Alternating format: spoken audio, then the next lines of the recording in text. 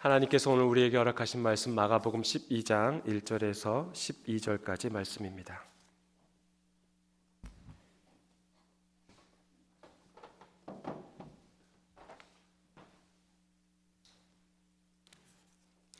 하나님의 계시의 말씀을 한 목소리로 받들어 읽겠습니다. 예수께서 비유로 그들에게 말씀하시되 한 사람이 포도원을 만들어 산 울타리로 두르고 집 짜는 틀을 만들고 망대를 지어서 농부들에게 새로 주고 타국에 갔더니 때가 이름에 농부들에게 포도원 소출 얼마를 받으려고 한 종을 보내니 그들이 종을 잡아 심히 때리고 거저 보내었거늘 다시 다른 종을 보내니 그의 머리에 상처를 내고 능욕하였거늘 또 다른 종을 보내니 그들이 그를 죽이고 또 그 외 많은 종들도 덜어는 때리고 덜어는 죽인지라. 이제 한 사람이 남았으니 곧 그가 사랑하는 아들이라. 최후로 이를 보내며 이르되 내 아들은 존대하리라 하였더니 그 농부들이 서로 말하되 이는 상속자니 자 죽이자. 그러면 그 유산이 우리의 것이 되리라 하고 이에 잡아 죽여 포도원 밖에 내던졌느니라.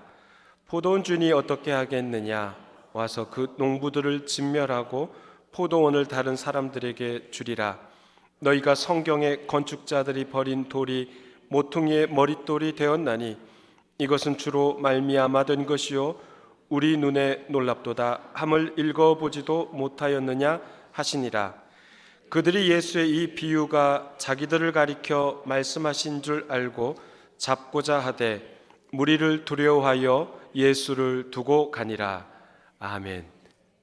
여러분의 인생 짧으면 짧고 길면 긴 50년, 60년, 70년, 때론 30년 각각의 인생의 과거를 회상해 보면 참 이해할 수 없는 일들이 왜 나한테 이런 일이 일어났을까? 이런 사건 한두 가지씩은 갖고 있지 않으십니까? 없어요? 참 재미없게 사셨네요. 예. 아마 한두 가지 정도는 갖고 계실 거예요. 아니 그 이상으로 갖고 계시겠죠. 도대체 왜 나한테 이런 일이 벌어졌을까? 이런 생각들요. 어찌 뭐 저라고 없겠습니까? 사람들이 모여서 특히 남자 여자들이 함께 모여서 대화하는데 주제가 군대 이야기 나오면 제일 재미없는 이야기라 그러잖아요. 죄송합니다. 1994년 7월에 군 입대했습니다. 사람들은 해군에 입대했습니다. 친구들은 강남 따라 친구 따라 강남 간다 그러잖아요. 저는 친구 따라 군에 갔습니다. 자원 입대했습니다. 저보다 2달 일찍 간 친구가 휴가를 나왔어요. 제가 이제 물어봤죠. 야, 해군 가니까 뭐가 좋아? 야, 해군 갔더니 그 워커 군화를 안 신고 단화와 같은 그런 구두를 신고 군 복무를 해. 이야, 그래서 입대했어요. 자원 입대했어요. 근데 저는 수영을 못해요.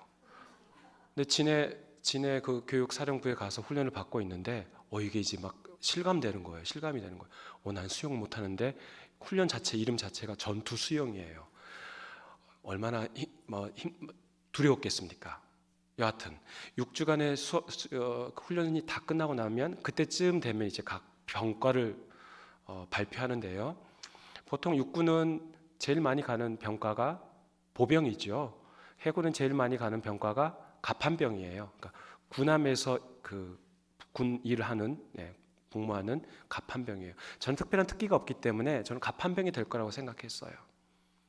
갑판병이 이제 수십 명을 부르는 거죠. 번호를 막 부르는데 제 번호는 안 나와요.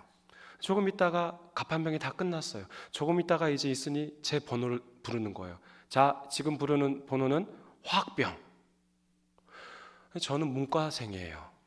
한 번도 저는 화학과는 관련이 없어요. 학력고사 세대예요. 과학 중에 지구과학, 물리, 화학, 생물 중에도 저는 생물을 택했어요. 화학과는 아무 관련이 없어요. 그런데 저보고 화학병 하래요. 군에서야 그렇잖아요. 군에서는 명령에 죽고 명령에 사는 것이니까 시키는 대로 해야죠. 하반기 교육을 다 받고 자대 배치를 받았습니다. 보통 해군들은 화학병 10명 중에 9명은 기관병이라는 이름으로 바꿔가지고 다 배 타요. 군함 제일 밑바닥에 엔진 보수하고 엔진 갈아 끼고 이런 거예요. 그러니까는 90%가 다 배를 타야 되는데 저는 그 한 명에 속해가지고 육상 군부를 하게 됐죠. 자대빛을 받았는데 신병이잖아요. 가서 이제 딱 기압 딱 들어가지고 있는 상태에서 이제 물어보는 거예요. 전체 25명 중에 저만 문과생이에요. 다 이과생이에요. 그러니까 저한테 이제 막 물어보는 거죠. 너 어디과 나왔어?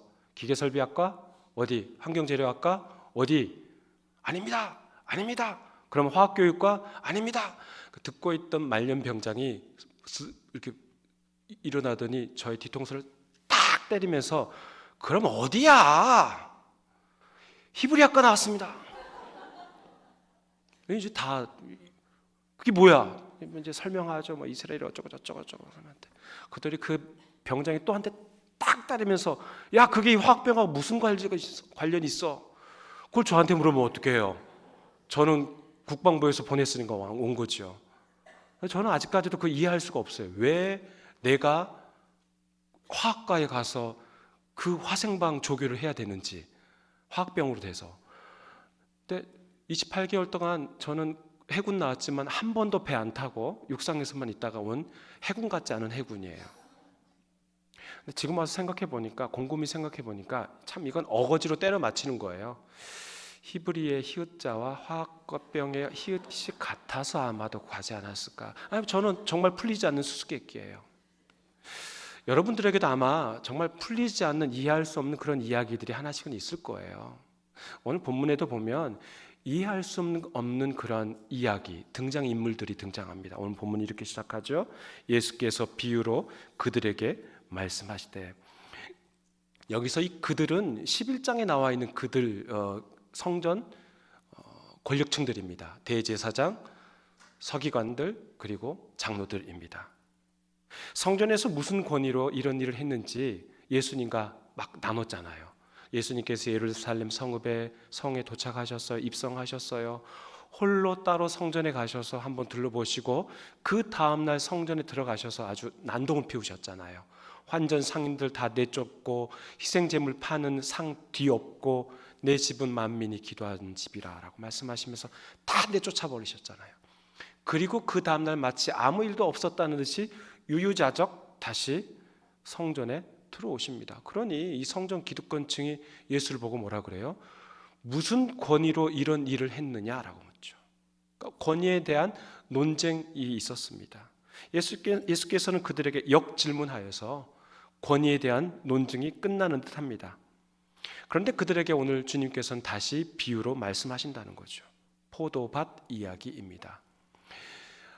예전에도 말씀드린 바 있지만 포도나무, 올리브나무, 무화과나무는 이스라엘의 3대 과실수이고 그 포도, 올리브, 무화과는 다 이스라엘 백성들을 가리키는 상징의 언어라고 말씀드렸습니다. 이 포도원 이야기는 오늘 본문 말고도 구약에도 나와요. 이사야 5장에 나옵니다. 이사야 5장에 보면 이사야 예언자가 사람들 쭉 앉혀놓고 그들에게 노래 한 곡을 뽑아요. 흔히 포도원의 노래입니다. 포도원의 농부가 아주 포도원을 잘 가꾸는 그런 이야기예요. 포도원 주변을 잘 가꿔서 최고의 극상품 포도를 심었대요.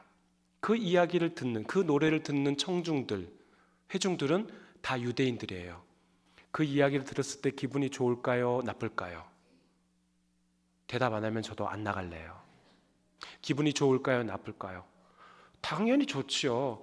포도원의 농부는 하나님을 가리키고 그리고 극상품 포도는 바로 자신들을 가리키기에 하나님께서 우리를 선택하셔서 이 포도밭을 잘 일구신 다음에 우리를 심어 놓으셨으니 얼마나 기분이 좋아요. 뿌듯하지요. 그런 상황이에요. 농부인 하나님께서 땅을 잘 골라서 최고로 좋은 품종을 심었는데 그게 자신들이라 생각하니 기분이 좋은 거죠. 최고의 좋은 품종을 심고 농부이신 하나님께서 그 포도밭 주변에 울타리를 잘 쳐셨어요. 왜요? 야생 짐승들이 들어오지 못하도록. 이제는 시간만 기다리면 되는 거예요. 열매 열릴 때만 기다리면 되는 거예요. 그런데 어떤 일이 일어납니까? 이사야 5장 4절 말씀 함께 읽어보겠습니다. 내가 내 포도원을 위하여 행한 것 외에 무엇을 더할 것이 있으랴? 내가 좋은 포도 맺기를 기다렸거늘 들포도를 맺음은 어찌 됨인고. 극상품, 최고의 품종 극상품을 심었더니 뭐가 맺혔대요? 들포도가 맺혔대요. 저는 여기서 참 이 번역의 아쉬움이에요. 들포도, 우리는 흔히 생각하기를 야생포도로 생각하잖아요. 그러면 최고의 좋은 품종을 심었더니 야생포도가 열렸다? 다른 품종으로 싹 바뀌어버렸구나라고 생각할 수 있어요. 근데 여기서 이 들포도라는 번역보다는 썩은 포도, 고른 포도라는 번역이 더 맞습니다. 그러니까 품종이 바뀐 게 아니에요. 최고의 품종을 심었는데 썩은 포도가 열린 겁니다. 곧 그 말은 하나님께서 이거를 이대로 두고 가만히 두지 않겠다는 말씀이시죠. 하나님께서 바로 농부가 일합니다. 그렇게 튼튼하게 채웠던 짰던 그 울타리를 다 허물어 버리세요. 그럼 어떻게 돼요? 야생 짐승들이 들어오겠죠. 그러니까 짐승들이 들어와서 그 썩은 포도, 고른 포도를 집 밟도록 내버려 두신다라는 그런 이야기예요. 이사야 예언자가 이 포도원의 노래를 했을 때 처음에는 하나님 농부가 잘 가꿔서 좋은 상품을 심었는데 얼마나 기분이 좋았겠어요. 그런데 갑자기 어떻게 나와요? 썩은 포도가 열렸답니다. 그러니 이 사람들이 당혹하고 이들의 얼굴은 일그러지고 도대체 이게 무슨 이야기야 그러겠죠. 하나님의 말씀에 하나님께서 심판하신다라는 말씀입니다. 오늘 본문하고 이 마가복음 12장 본문하고 이사야 5장 말씀을 견줘보면 제대로 된 열매를 맺지 못한 포도나무를 지적하고 있습니다. 그러니까 포도나무인 이스라엘 백성이 백성의 잘못을 지적하는 말씀이죠. 좋은 극상품 최고의 품종을 심었으면 그 품종에 맞게끔 열매가 맺혀야 하는데 다 썩고 부패한 포도가 열렸다는 겁니다. 포도나무인 이스라엘의 죄악을 고발하고 있는 말씀이 이사야 5장 말씀입니다. 근데 오늘 말씀은 그것과는 좀 다른데요. 일단 이 이사야 5장의 말씀은 하나님께서 우리를 위해 땅을 고르고 극상품인 우리를 심었는데 이게 얼마나 감사한 일인가. 그런데 합당한 열매를 맺지 못하였다라는 게 이사야 5장의 말씀이에요. 그 트로트 노래 가사 중에 싹 다 갈아엎어 주세요. 이게 잘 안 껴요. 뭐 그런 게 있더라고요. 하나님께서 싹 다 갈아엎어 버리신 거예요. 이사야 5장 말씀은 포도나무를 잘못을 지적하고 있는 겁니다. 근데 오늘 본문은 이 포도밭이나 포도나무를 잘못을 지적하는 게 아니라 그 포도밭을 수고하는 소작농들의 잘못을 지적하고 있습니다. 그들에게 초점이 맞춰져 있습니다. 포도원의 주인인 한 사람이 포도밭을 잘 가꿉니다. 잘 가꾼 다음에 그 주인은 농부들에게, 그러니까 소작농들에게 세를 주고 다른 나라로 갑니다. 그럼 소작농들은 그 포도밭을 잘 가꿔야 하잖아요. 그런데 이 소작농들 참 이상합니다. 정말 이해할 수 없는 일을 꾸밉니다.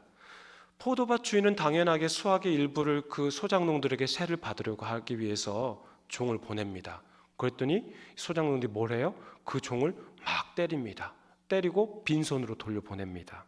여기서 그치지 않아요. 주인은 또 다른 종을 보냅니다. 주인은 세를 받아야 하는 게 맞는 것이고 소작농들은 그 수확물의 일부를 주인에게 줘야 되는 게 맞는 거잖아요. 그런데 이 소작농들은 주인이 보낸 또 다른 종을 머리에 상처를 내고 능욕합니다. 종이 무슨 죄가 있어요? 주인이 보낸 그것 그대로 따르는 것밖에 없는데요. 주인은 거기서 그치지 않아요. 또 다른 종을 보내요. 어떻게 됩니까? 이제는 소작농들이 겁을 상실했어요. 종을 죽입니다. 5절 후반부를 보면 소작농들이 한 명의 종을 죽인 게 아니에요. 주인은 여기서 멈추지 않고 또 다른 종들을 보내는데 이 소작농들은 그 종들 중에 일부를 때려보내고 일부는 죽입니다. 이 정신 나간 소작농들이 있죠. 여러분이 그 포도밭의 주인이라면은 이제 어떻게 하실 겁니까? 주여. 그렇게 기도만 하실 거예요? 이 정도 되면 뭔가 특단의 조치를 취해야 되는 거잖아요. 6절 말씀 우리 함께 읽어보겠습니다. 이제 한 사람이 남았으니 곧 그가 사랑하는 아들이라. 채우러 이를 보내며 이르되 내 아들은 존대하리라 하였더니. 참 이 주인 정말 센스가 없어요. 조치를 취한다고 하는 것이 고작 자신의 아들을 보내겠답니다. 어쩜 이렇게 주인은 눈치가 없을까요? 여러 종들을 보냈어요. 그 중에 일부는 두드려 맞고 그 중에 일부는 두드려 맞고 또 그 중에 일부는 죽임 당했어요. 오늘 설교 제목에서 알 수 있듯이 정말 이해할 수 없는 등장 인물들이에요. 소작농의 행동을 이해할 수 있겠습니까? 남의 땅에서 농사를 지었으면 계약대로 당연히 수확의 일부를 줘야죠. 주인도 이상해요. 왜 종을 자꾸 보냅니까? 종이 두드려 맞고 왔어요. 심지어는 시체가 되어서 돌아온 겁니다. 그런데 또 종을 보내요? 이 정도 되면 수사기관에 고발해야죠. 아니면 자신이 거느리는 그런 사설 경비대를 동원해야죠. 종들은 무슨 죄가 있어요? 가고 싶을까요? 주인이 보내니 어쩔 수 없이 마지못해 가는 거 아닙니까? 몇 명의 종들이 지금 죽었는지 몰라요. 그런데 주인이 6절에서 뭐라 그래요? 이제 보낼 사람 한 사람 또 남았대요. 누구랍니까? 아들이래요. 사랑하는 아들을 그 소작농들에게 보내겠답니다. 그 위험한 장소에 아들을 보내겠답니다. 그러면서 어떻게 생각하세요? 어떻게 그 주인이 말합니까? 아하, 그래도 남은 이 한 사람, 이 사랑하는 아들을 소작농들이 존대해 주겠지. 여러분이라면 종들을 보냈는데 가서 두들겨 맞겨 오거나 죽어서 시체가 된 소식을 들었어요. 거기에 자식 보내고 싶으세요? 아니면 보내고 싶지 않으세요? 보내고 싶지 않죠. 거길 왜 보내요? 거기를. 그래도 좋습니다. 100번 양보해서 주인의 기대대로 소작농들이 그 아들을 존대했다라고 합시다. 그러면 이제까지 그 소작농들이 종들을 죽인 죗값은 다 없어지는 건가요? 이것보다 더 이상한 게 또 있어요. 아들을 보냈더니 소작농들이 아들을 죽였어요. 자기들끼리 모여서 그런 살인 계획을 짠 것이죠. 그러면서 뭐라고 해요? 이는 상속자니 자 죽이자. 그러면 그 유산이 우리 것이 되리라. 제가 문과생이라 그래도 저는 법을 모릅니다. 그러나 상식선에서 한번 이야기해 봅시다. 여러분께 여쭤보겠습니다.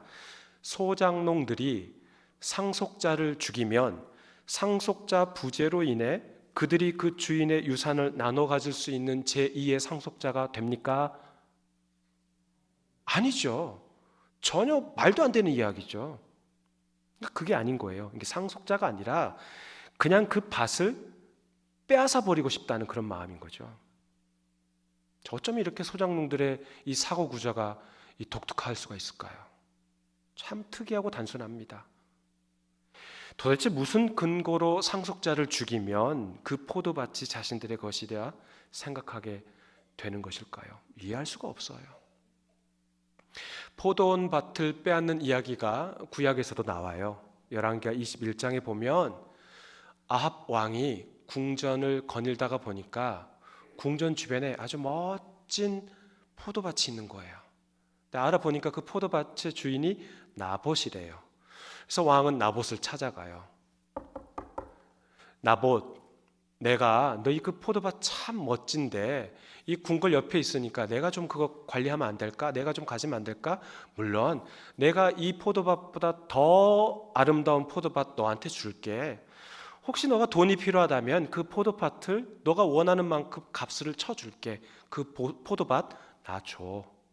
그랬더니 나봇이 왕이시여 그 포도밭은 조상들로부터 물려온 유산입니다.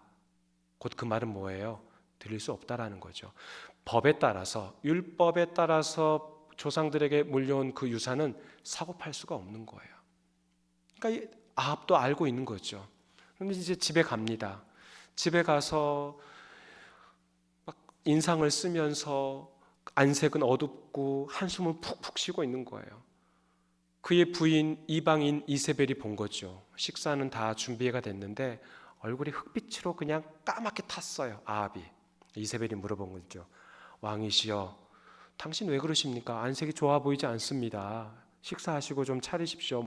정신 좀, 기운 좀 내십시오. 그랬더니 이야기를 다 한 거죠. 여차여차해서 이렇게 해가지고 이렇게 딱 듣더니 아유, 걱정하지 마요. 식사하세요. 제가 그거 다 드릴 테니까요. 이세벨은 유대인이 아니에요. 그는 뭐 이방인이기 때문에 유대인의 그 율법을 지킬 필요가 없는 거죠. 그는 어떻게 해요? 불량배를 동원해서 나봇을 죽입니다. 그리고 나서 이세벨은 왕에게 말하죠.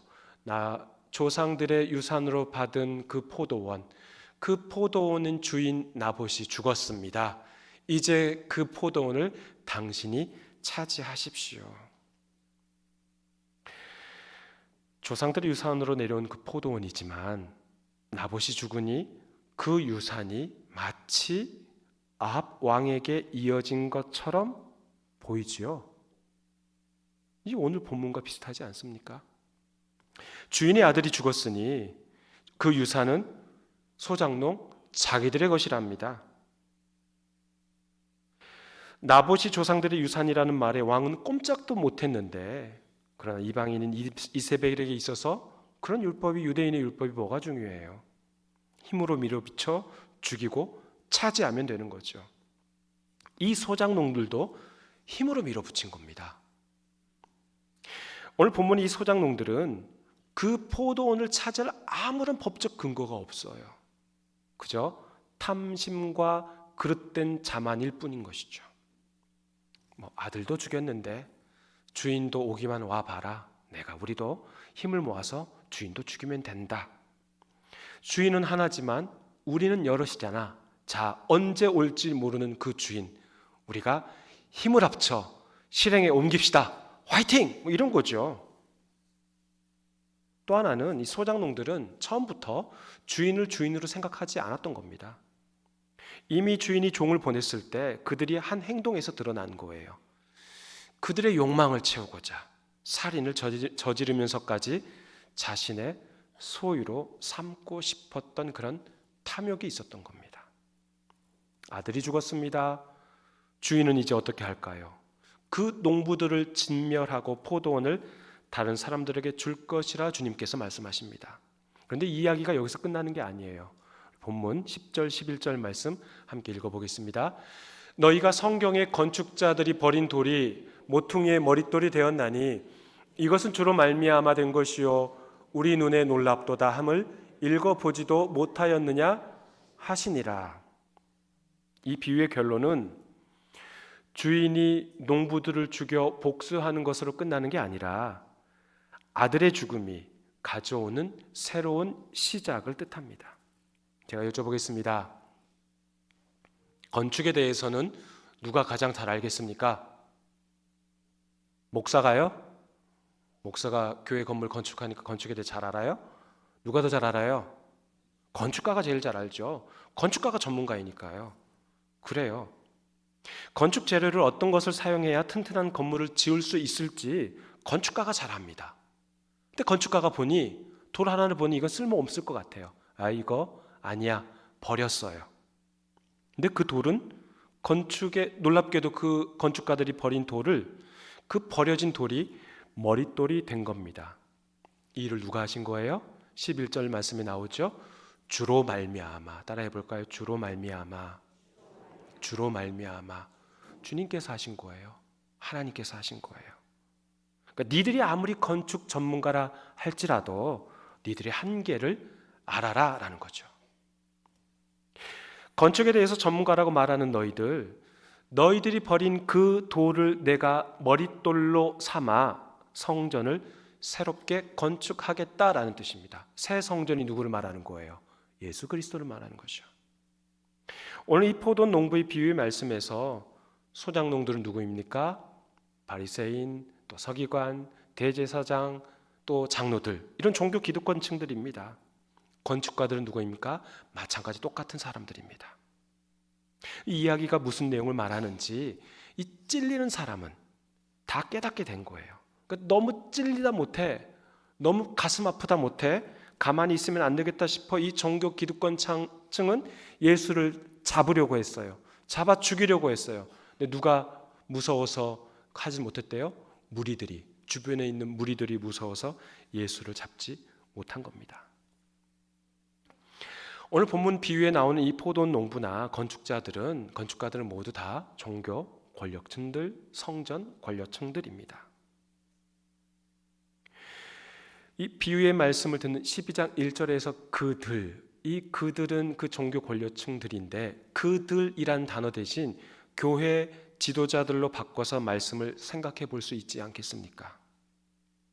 하나님께서 맡겨주신 이 교회 공동체를 잘 가꾸고 목양하라고 주님 말씀하셨어요.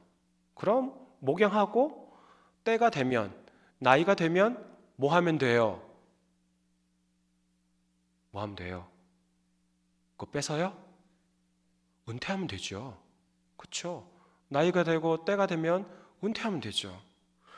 왜 교회 건물을 자기 소유로 삼습니까? 자기 것으로 삼아 자기 자신에게 물려주며 자기 자식에게 물려주면 되는 것으로 생각하는 그런 독특한 사고 구조가 오늘 비유에 나온 포도원 농부와 별반 다를 바 없다라는 거예요.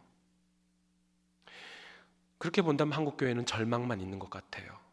그런데요, 희망도 있습니다. 지난 수요일에 목사님들이 모이는 대구 모임에 제가 참석했습니다. 대구 경북 지역에 있는 목사님들이 모였습니다. 교파와 교단을 초월해서 모여서 같이 하나님의 말씀을 사모하는 자들이 이렇게나 많구나라는 것을 느꼈습니다. 아직 한국 교회는 희망이 있다라는 생각을 갖게 되었어요. 그분들은 침례교 목사도 있고 장로교, 감리교 다 있어요. 다양한 교파의 목사들이 모여서 한 달에 한 번씩 책 읽기 모임도 하고 강사 목사님을 초청하여 세미나도 열고 서로 교제하며 자신이 가지고 있는 그 신학 또 자기가 속해 있는 그 교단 신학에 갇혀 있지 않고 열린 마음으로 생각하고 받아들이고 서로 존중하는 모습에 참 깊은 감동을 받았습니다. 대전에도 그런 모임이 있으면 얼마나 좋을까 하는 생각이 들었어요. 제가 제일 멀리서 왔더라고요. 여하튼 교단과 교파를 초월하여 함께 모여 찬양하고 기도하고 하나님의 말씀을 듣고 나누는 그 자리를 보면서 한 가지 느꼈습니다. 포도원을 가꾸라고 주님께서 말씀하셨는데 내 것도 아니면서 내 것이라고 우기고 탐욕 가득한 농부가 아닌 목사들이 여기 남아 있구나. 본인이 신학의 전문가인 것 마냥, 목회의 전문가인 것 마냥 콧대 세우고 자신만만해하면서 이것 버리고 저것 버리고 자기 입맛에 맞는 것만 담으려는 그런 짝퉁 전문가들이 케이블 방송에 나와 판을 치는데 잠잠히 묵상하며 외진 곳에서 말씀 묵상에 진심을 다하는 목회자도 있구나 생각했습니다. 이러면 한국 교회가 희망이 있는 것 아니겠습니까? 사랑하는 교회 여러분, 오늘 본문에 나오는 이 등장인물들, 우리의 머리와 이성으로는 도저히 이해할 수 없는 인물들이에요. 주인도 그렇고 소장농도 그렇고 아들도 그래요. 아들도 순순히 죽음을 불사하고 그들에게 가서 죽임당해요. 그러면 자신들의 것이 된다라고 생각하는 이 소장농들, 이 망상에 사로잡힌 이 소장농들도 그렇고 정말 다 이해하기 어려운 등장인물들이에요. 근데 우리네 삶이 그렇다는 거예요. 우리가 바로 포도원의 소장농입니다. 모든 것을 주님께서 창조하셨고 주님의 선물임에도 불구하고 내 것이라 우기고 살아가고 있어요. 욕망의 시궁창에서 무엇 하나라도 건질 게 없는지 눈에 불을 켜고 살아가고 있는 게 바로 우리네의 삶이라는 겁니다. 그런 우리를 끝까지 참으시고 남은 한 사람, 마지막 사랑하는 아들, 그 아들까지 기꺼이 보내주신 도저히 우리 머리로는 이해할 수 없는 분이 바로 포도원의 주인 하나님이시죠. 그렇습니다. 우리가 우리의 머리로 우리의 이성으로 다 이해할 수 있는 분이라면 그분이 어떻게 신이 될 수 있겠습니까? 우리가 생각하는 것 이상 정말 우리의 상상을 초월하여 계신 분이 하나님이시죠. 그러면서 동시에 우리와 함께 하시고 우리 안에 계시는 분이 하나님이셔요. 우리의 사고를 뛰어넘는 우주 어디에 계시는지 모르지만 우리의 상상을 초월하신 분, 그런 분이 바로 하나님의 초월성이고, 정말 우리가 두렵고 떨리는 마음으로 받아들여야 할 분이 그런 하나님의 초월성, 신비로우신 분이고, 그러면서 동시에 하나님은 우리의 사랑이십니다. 하나님은 우리와 함께 하십니다.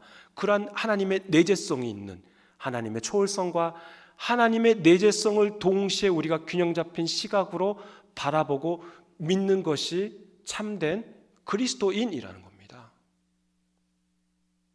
사랑하는 교회 여러분, 하나님 아버지의 구원 사역은 결코 멈추지 않습니다. 하나님 아버지의 그 새 창조 사역 또한 결코 멈추지 않습니다. 건축가가 버린 돌이 공사 마지막에 필요한 머릿돌로 사용됩니다. 누구로 인해서요? 주로 말미암아 하나님에 의해서요. 그런 일을 누가 하신 거예요? 하나님께서 하신 것이죠. 주께서 일하십니다. 종말의 때에 주님께서는 그리스도인을 도구 삼아 이 땅에 하나님의 나라를 일구어 가십니다. 그 일에 아멘으로 화답하며 하나님 저를 도구로 삼아 주셨군요. 하나님 제가 무엇이라고 저를 그러한 일에 사용하여 주셨습니까?